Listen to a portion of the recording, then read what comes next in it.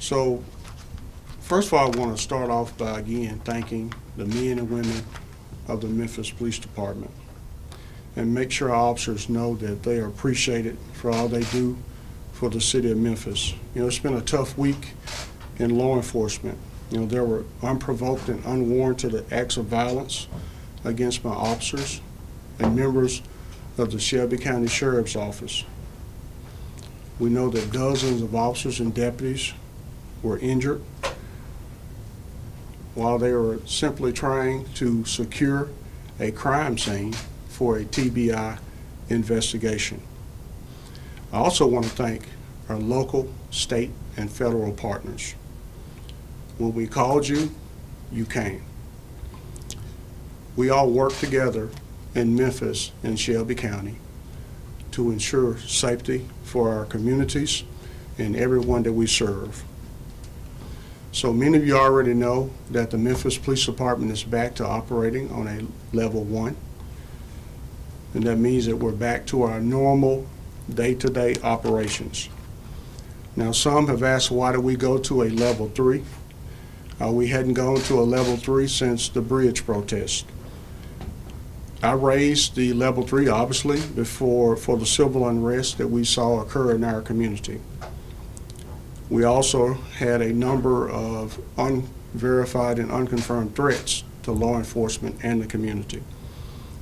Our policy and procedure allows us to go to a higher operational level if there is an emergency or some incident that happens for an extended or protracted period of time.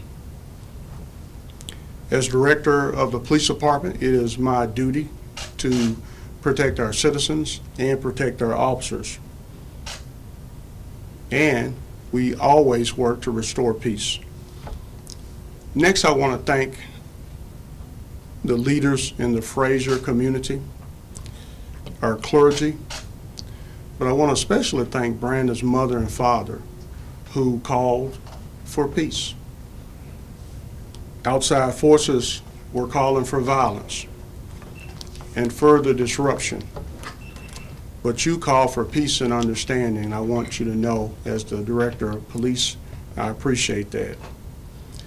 We will certainly keep you and our officers in our prayers as our community continues to heal, especially during this difficult time for you and your family. As I stated before, our community has requested an independent investigation of officer-involved shootings, and that's what we had. Even the U.S. Marshals asked TBI to come in and conduct the investigation. TBI is investigating this shooting. We must be patient and we must let them review the facts and conduct a thorough investigation. There are a lot of rumors and speculations that have been floating around, but we have to allow the TBI to do their job. In closing, I want to thank and remind everyone, Memphis is our home, and we need to think about what type of city do we want to live in.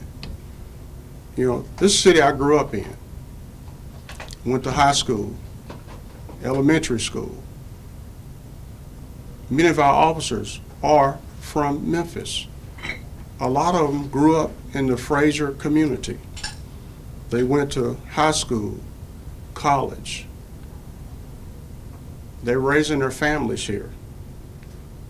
So we need to remember that. And it's going to take the entire city to work together to make Memphis a better place. The men and women of the Memphis Police Department are committed to serving our citizens and protecting this great city, not only because it's our home, because it's a city we love. I will now take a few questions. Director, can you offer your thoughts on MPD and law enforcement's response to the protesters, and do you feel that they were properly equipped to deal with the crowds? So that's in a situation like that, that's a very difficult one, and I want you to think about this. I've been involved in every single major protest since 1998, and that started with the Klan rally. The same commanders and officers that were on that scene, many of them were here in the 1998 Klan rally. These are the same folks that were planned and conducted the 2013 KKK rally. The same officers and commanders that responded to the 2016 bridge protests. These are the same officers that planned and conducted the taking down of Confederate statues. The same that planned and conducted the protection of the city from Confederate 901. The same officers and commanders that rolled right into MLK 50 after all of that.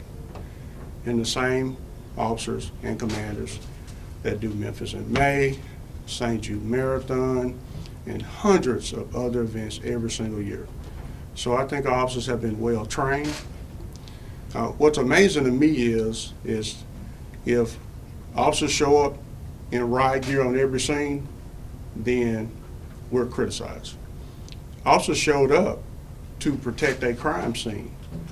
There was no riot until later on, so the officers showed up like they show up every day. They showed up just like I am dressed today. And if I'm called out, I'm going to go out like I am dressed today. The police department raises this level based on what they're dealing with, so that's why you saw a mixture of uniforms. That call started at 1836. That's 6:36, so the officers are out there for a number of hours before the violence broke out. So, we're going to review like we do every single incident. We're going to make sure we are better prepared for any future incident. We've gone out and talked to our officers, and I respect the opinion of our officers and their family members.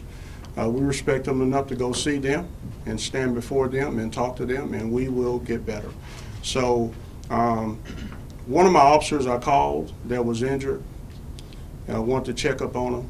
He said, "Director, I think y'all did the best you could in a very chaotic situation." And that's one of those situations where nobody died. We don't have to, there was no additional death where we had to continue to mend another death in our community. So I'm gonna stand behind my commanders. We're gonna get better, and we're gonna continue to protect this city. Yes, sir. Yeah, but if you could, is there any specific injuries an officer's had, and is this, still an opportunity for the department to kind of work through and mend those relationships and Frazier, even though you all weren't responsible for it? So great question. So if you think about something, I stood with members of the Frazier community and the governor, as he came into Frazier and sat with Pastor DeAndre Brown and felons, trying to not only attack Blight with the Blight Patrol, but that wasn't our first time being there. We're always there. We're always in Frazier working with our community. So the police department will continue to work to build our relationships, but relationships go both ways. So we're going to be there. We're ready. And I hope that the good people of Frazier will continue to partner with us, and they already are. I do not think that incident represents our community. And that's why I started out with the people of Memphis are going to have to decide what type of community do you want to live in. And I think we want to live in a community that works hand in hand with law enforcement and that works every day to make this city safe. Yes, sir. Could you update us specifically on the extent of officer injuries? There's been various details floating out there, and then just what the status is of all the officers. I know there were a lot of them. Great. I think I've called all the officers. I'll make sure I continue to work on and call sheriff's office, the deputies. But the officers are in great spirits. So whatever the extent of their injuries, every one I talk to is trying to get back to work. And so Most of the injuries were minor, but every single officer I talked to said, Director, I'm ready to get back to work. And I said, hey, make sure you're good to go. But that shows the spirit of our officers. Despite what they went through, they're ready to come back to work and serve. So I'm just proud of the professionalism, the bravery that our officers have shown, and they will continue to show. When we came out to the Fraser community and on Thursday, many of those community leaders said what we saw with the violence was an emotional reaction to people in that area who for a long time have felt voiceless. And that is what we saw erupting on Wednesday night. We couldn't really get a straight answer of why they felt voiceless, but what is your reaction to hearing that is their response to feeling that way? Yeah, there's some unbelievable leaders in the Fraser community that have been on the ground the entire time. I'm going to let them focus on that. I've always encouraged our clergy, our community leaders that's kind of their lane. We're going to partner with them. But, we work with kids all over the city. We spent a lot of time in Fraser with our COP unit. The Old Allen Station has done unbelievable outreach. So I think we need to continue to have these conversations and figure out exactly what causes the frustration, what we can do to help. But here's what I can tell you. Acts of violence against law enforcement will not be tolerated. We are actively working in conducting our investigations, and individuals that committed criminal acts of aggravated assault, aggravated vandalism will be held accountable. Director, observers out there were saying that your officers, even when getting hurt, were ordered not to respond back with any type of force in any way. Is that accurate? So, again, I kind of talked a lot about that. I'm not here to second guess what decisions the commanders made on the ground. And again, let me run you back through this roll call. Those commanders are experienced commanders. They have been involved in these incidents since 1998 and before. I have the utmost confidence in their ability to make a decision and execute operation. In any situation, we review every single major operation, and we start off saying a couple of things. What went well? We document that. What can we improve upon? And we document that. And what other training or resources do we need? We'll continue to do that through this process. But again, I'll stand behind the decision our commanders made. And think about this. A few weeks ago, I was at the White House. And I was with the son and the daughter of Sergeant Verdell Smith Jr. We spent most of the day in the White House. What was remarkable is I've been to the White House a number of times, but I never got to sit on the furniture. We got to sit on the furniture. And we were sitting there as things start trying to settle down. And I think Verdell's daughter said, Director, this is unbelievable. This is great. But I'd rather have my daddy back. So I tell you that I don't have to face another child. I don't have to face another mother. I don't have to face a father and say, I'm sorry that your father, your mother is not here. So one thing I do know is that no officers lost their life. And again, there's no additional loss of life. Our number one priority is protection of life. Everything else is secondary. Several of your officers have talked to us complaining about how the protective gear that was used during the riot was ineffective. They didn't feel protected when they were using that gear. And we reported that you guys spent recent amount of money buying chemicals to disperse crowds.